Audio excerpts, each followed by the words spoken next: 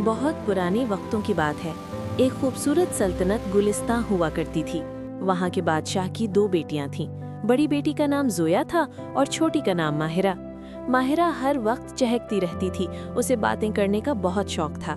लेकिन जोया पैदाइशी तौर पर गूंगी थी, वो एक लफ्ज़ भी नहीं बोल सकती थी। महल के लोग अक्सर जोया को नज़रअंदाज कर देते थे, क्योंकि वो समझते थे कि जो बोल नहीं सकता वो समझ भी कुछ नहीं सकता। लेकिन वो गलत थे।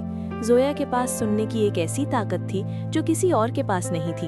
वो हवाओं का शोर, पानी का बहाव और दरख्तों की सरगोशियां सुन सकती थी। एक दिन जोया महल के बाग में टहल रही थी कि उसे जंगल की तरफ से एक अजीब सी उदासी महसूस हुई। ऐसा लगा जैसे कोई उसे पुकार रहा हो। ये आवाज़ इंसानों की नहीं बल्कि कुदरत की थी। जोया ने फैसला किया कि वो जाकर देखेगी। चलते चलते वो जंगल के उस हिस्से में पहुंच गई जहां सदियों से कोई नहीं गया था।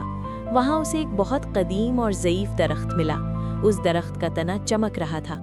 जैसे ही जोया ने दरख्त पर हाथ रखा, दरख्त ने जोया के दिल में बात की।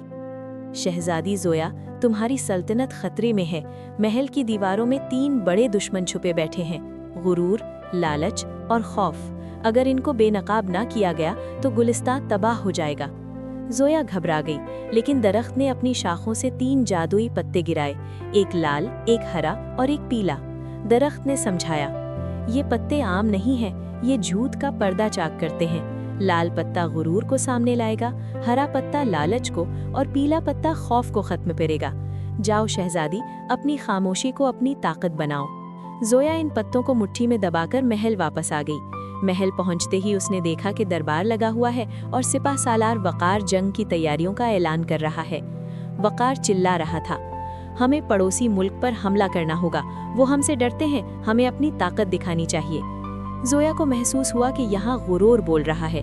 वो आगे बढ़ी और अपनी हथेली पर रखा लाल पत्ता वकार की तरफ किया।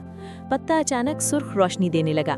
वकार की जबान लड़खड़ाई और अचानक सच बाहर आ गया।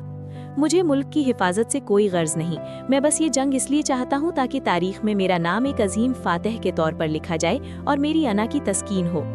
पूरा दरबार सुनकर दंग रह गया। सिपाह सालार का झूठ पकड़ा गया और बादशाह ने उसे फौरन ओहदे से हटा दिया।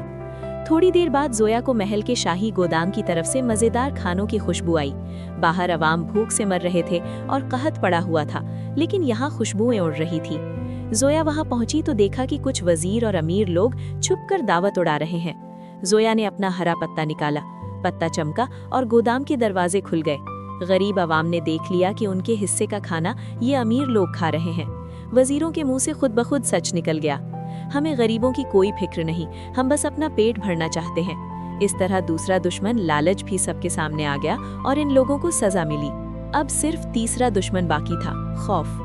इतना सब होने के बाद मलिका आलिया, जो जोया की माँ थी, बहुत गुस्से में थी। वो दरबार में चीख रही थी, मेरी नाक के नीचे ये सब होता रहा और तुम सब खामोश रहे, किसी ने मुझे बताया क्यों नहीं? दरबार में सन्नाटा था, कोई भी मलिका के गुस्से के डर से बोल नहीं रहा था।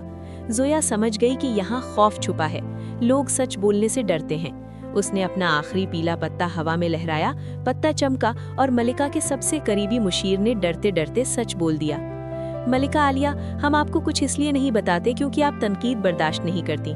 जो भी सच बोलता है आप उसे सजा देती हैं, इसलिए हम अपनी जान बचाने के लिए खामोश रहते हैं। ये सुनकर मलिका को शदीद झटका लगा। उन्हें एहसास हुआ कि उनके अपने रवैये ने लोगों के दिलों में खौफ पैदा कर दिया था, जिसकी वजह से रियासत कमज़ोर हो गई। मलिका ने अपनी गलती मानी और वादा किया कि अब वो सब की बात तहम्मुल से सुनेंगी। इस तरह जोया ने बिना एक लफ्ज़ बोले अपनी पूरी सल्तनत को बचा लिया। वो लड़की जिसे लोग गूंगी और कमज़ोर समझते थे, उसने आज सबसे बड़ा सच बुलवा दिया था। उसकी छोटी बहन माहिरा, जो हमेशा बोलती रहती थी, आज बड़े फख्र से अपनी बहन को देख रही थी। इस दिन के बाद गुलिस्तान में खुशहाली वापस आ गई। लोगों ने जोया को अपना रूहानी रहनुमा मान लिया। ये बात साबित हो गई कि ताकत सिर्फ ऊंची आवाज़ में नहीं बल्कि सच्चाई और खामोशी में भी होती है।